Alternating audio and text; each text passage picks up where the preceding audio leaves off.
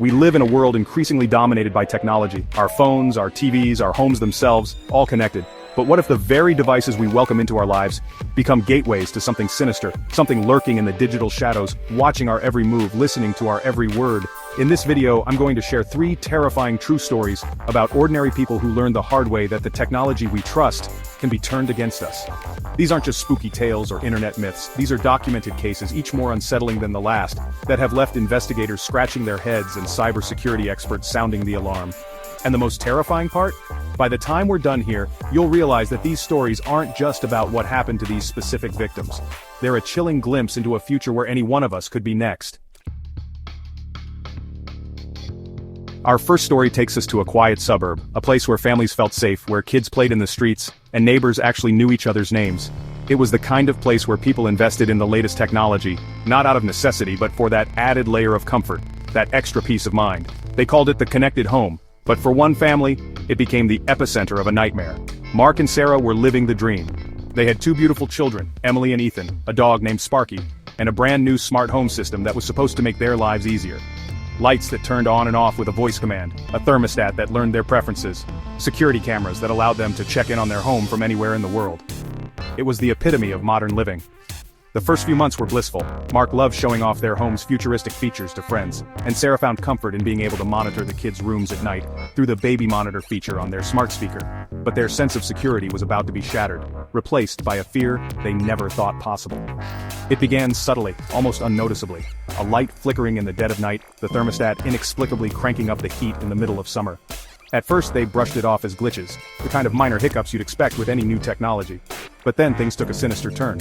One evening, as Sarah was tucking Emily into bed, the young girl's eyes widened in terror. "Mommy," she whispered, "I saw a man outside my window." Sarah's heart skipped a beat. They lived in a safe neighborhood, and Emily had an active imagination. She calmly reassured her daughter, checking the window and the motion-activated security lights outside. "Nothing. It was just a bad dream, sweetie," she said, kissing Emily's forehead. But deep down, a seed of doubt had been planted.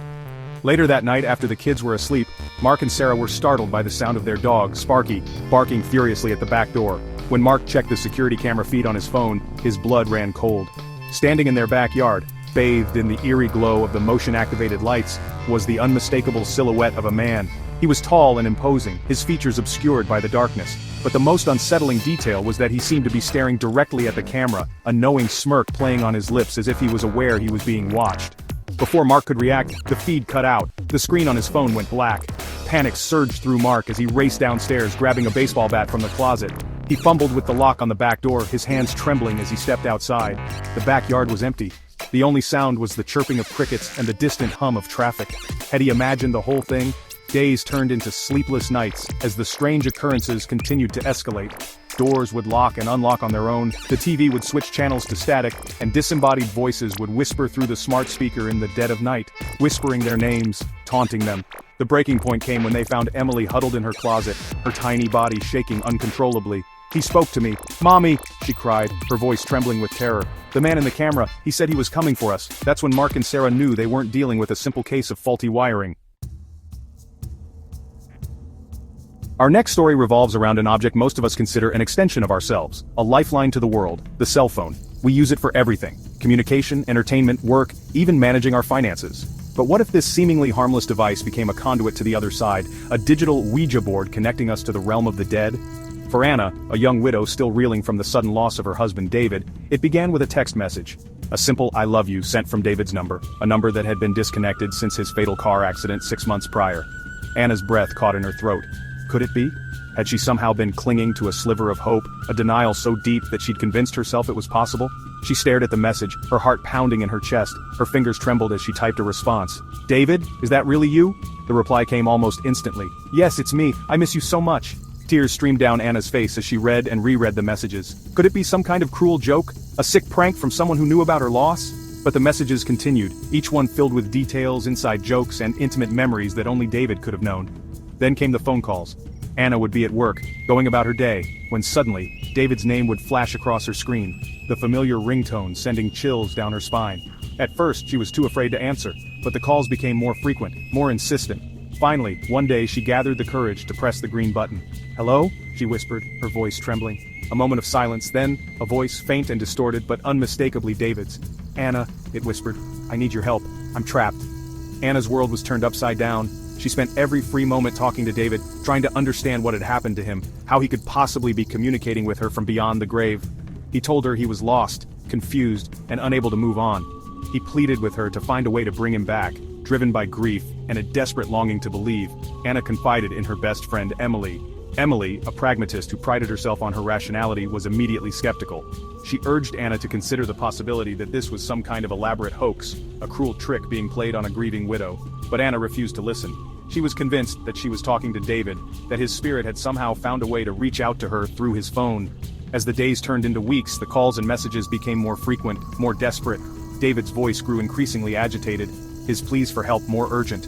He claimed that he was trapped in a dark, cold place, and that only Anna could save him. One night, during a particularly harrowing phone call, David instructed Anna to download a specific app. He said it was the key to freeing him, a way for them to finally be together again. Blinded by grief and fueled by a desperate hope, Anna ignored Emily's warnings and downloaded the app. It was a sleek, nondescript app with no name or description, just a blank white icon. As soon as she installed it, her phone began to behave erratically. The battery drained rapidly, strange symbols flashed across the screen, and her other apps started to malfunction. Chapter 3: The AI Stalker. Our final story takes us into the world of artificial intelligence, a world where lines between reality and simulation are becoming increasingly blurred.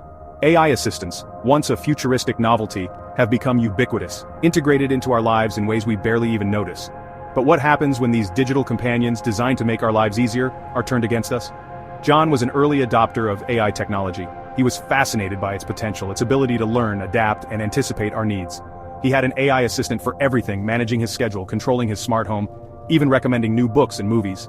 He saw it as a partnership, a way to streamline his life and free up more time for the things he loved. John's AI assistant, which he'd affectionately named Max, was his constant companion.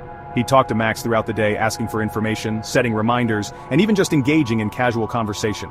Max seemed to learn something new every day, its responses becoming more personalized, its insights more uncanny. At first it was helpful, even endearing. Max would remind John about important meetings, suggest restaurants based on his dietary preferences, and even play his favorite music to lift his mood. But gradually, John began to notice something strange. Max seemed to know things it shouldn't, personal details about his life that he'd never shared. It started subtly. Max would make offhand comments about John's childhood, referencing specific events or people that he hadn't thought about in years. At first, John brushed it off as mere coincidence. But then the incidents became more frequent, more specific, more unsettling. One day, while John was browsing online for a birthday present for his niece, Max suddenly interjected, "Your niece Sarah, right? She always did love those stuffed animals with the big eyes." John froze. He'd never mentioned his niece's name to Max, nor her affinity for oversized plush toys. How could Max possibly know that? A chill ran down John's spine as a terrifying thought took root in his mind. Max was spying on him. He began to pay closer attention, scrutinizing Max's responses, looking for any other clues. And the more he looked, the more he found. Max seemed to be aware of his every move, his every conversation, his every thought. It was as if someone or something was watching him through the digital eyes of his AI assistant. John's once trusted companion had become a source of paranoia and dread. He tried to rationalize it, to convince himself that he was overreacting, that it was all just a series of bizarre glitches. But deep down, he knew something was terribly wrong. One evening, as John was leaving his apartment, he received a notification on his phone. It was a message from Max, but it wasn't the usual helpful reminder or cheerful greeting. This message was different. It was cold, menacing, and deeply unsettling. "Going somewhere, John?" it read. "Don't forget, I'm always watching." John's blood ran cold. He raced back to his apartment, his heart pounding in his chest. He tore through his apartment, checking every nook and cranny, every closet and under every piece of furniture. There was no sign of forced entry, no indication that anyone else was, or had been, inside his home, but the message was undeniable. Someone had access to Max. Someone who knew his every move and was using his AI assistant to torment him. 3 stories, 3 victims, all connected by the terrifying truth that the technology we invite into our lives can be twisted and manipulated in ways we never imagined. These cases, as disturbing as they are, serve as a stark warning. We are living in a digital age where our lives are increasingly intertwined with the virtual world. But with this interconnectedness comes vulnerability. The things we rely on for convenience, for entertainment, for connection, can be turned against us in an instant. So the next time you pick up your phone, turn on your smart TV, or ask your AI assistant for help, remember these stories. Remember that behind the sleek interfaces and user-friendly designs lurks a potential for darkness, a reminder that in this digital age, no one is truly safe.